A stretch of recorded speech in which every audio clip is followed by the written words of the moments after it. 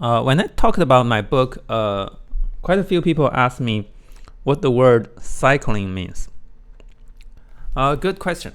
To me, it was one of the most enlightening concepts ever.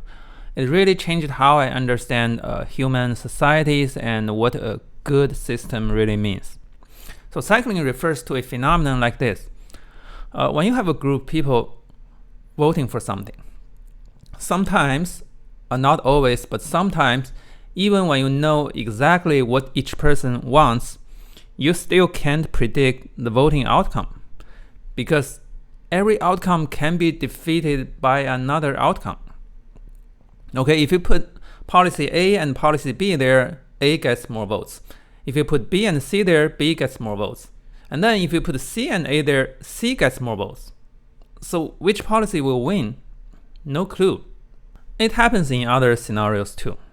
Like my wife was in a chess competition when she was a kid.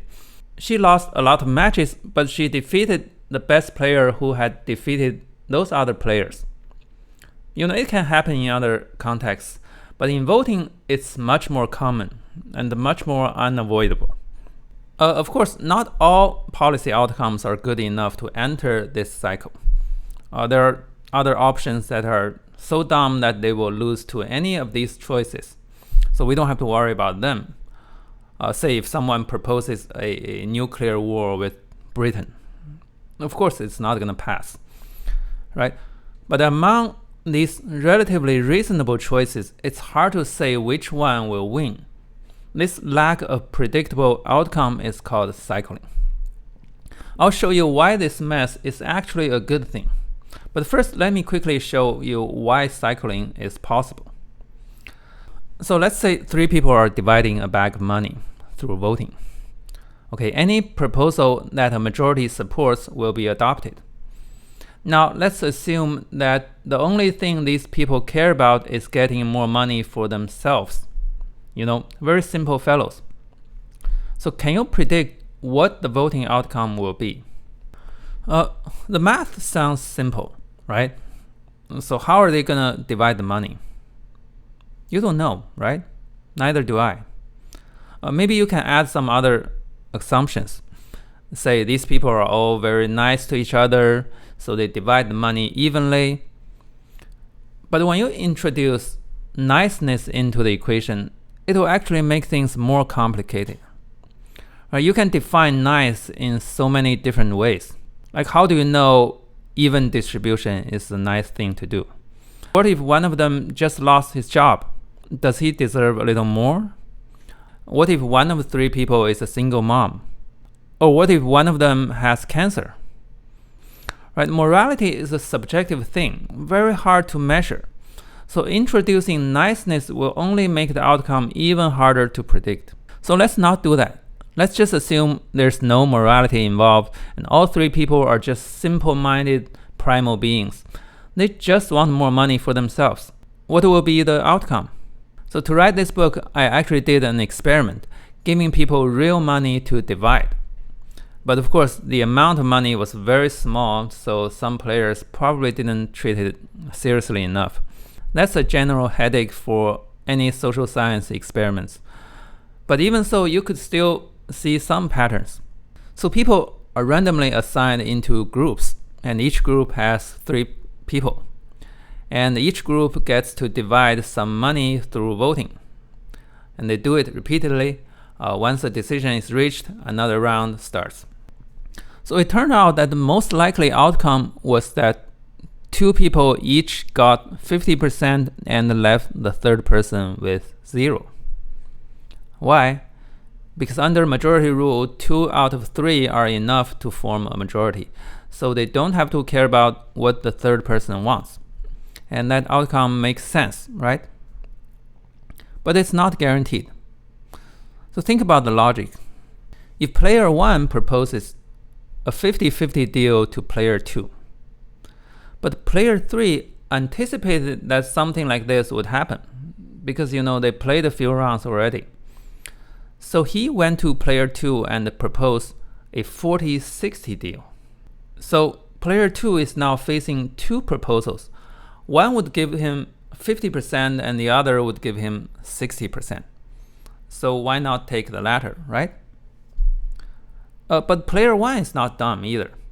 She may have anticipated what player 2 and 3 were cooking, so she may simultaneously propose to player 3 a 50-50 deal, which would make player 3 better off compared to getting 40 from his deal with player 1. And these proposals and counter proposals can just go on, and there's really no way to predict what the end result will be. So even though 50-50 is the most likely outcome, other outcomes pop up all the time. And most importantly, the winners and losers keep alternating. Maybe you're happy to get 50% or even 60% in this round, and the next round, the other two fellows form a coalition and leave you with nothing. Right, so exactly which deal will be adopted can depend on totally random factors like timing of the proposals, the deadlines, the personalities, the mood of the players. In my experiment, the players couldn't see each other. They could only communicate through the experiment website, but they can still have some slight preferences regarding each other's usernames. Who knows? So the final results are all over the place. That's actually what happens in actual politics, right? So which groups decide to form a coalition and defeat the other groups can be affected by a lot of random factors that you can't predict.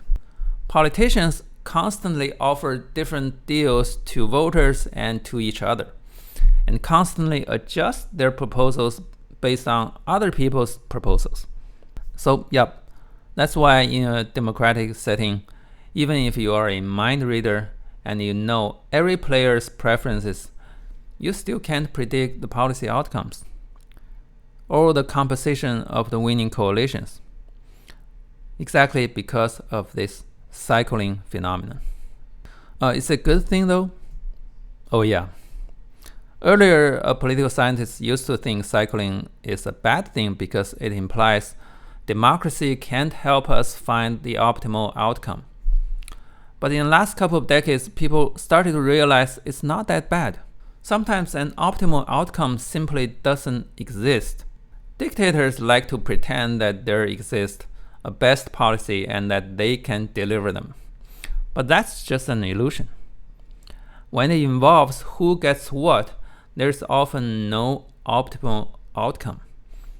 There may be a number of relatively good outcomes, but it's hard to say which one is the best. So the voting process makes sure that each of these okay outcomes can have a chance to see the light of the day. That's why it's so much more pleasant to live in a democracy than a dictatorship. It's hard to predict winners and losers, so everyone has a slight chance of getting something they want. I'm not saying everyone will be happy, of course not, but everyone has a chance because the voting process and the coalition building process introduced uncertainty into the system. That's why it's so important to preserve democracy and preserve that uncertainty. Sometimes it feels chaotic and overwhelming, but if one day that uncertainty is gone and you end up with a suffocating monotone society, you will miss that chaos so bad. A lot of you don't believe me, of course, because you never lived in a dictatorship. But at this rate, you will see what I mean pretty soon. Oh, by the way, the cute animations in this video were made by my wife in Keynote. And if you want to see how she uses that skill to analyze music, you can check out her YouTube channel, Young and Music. Yep.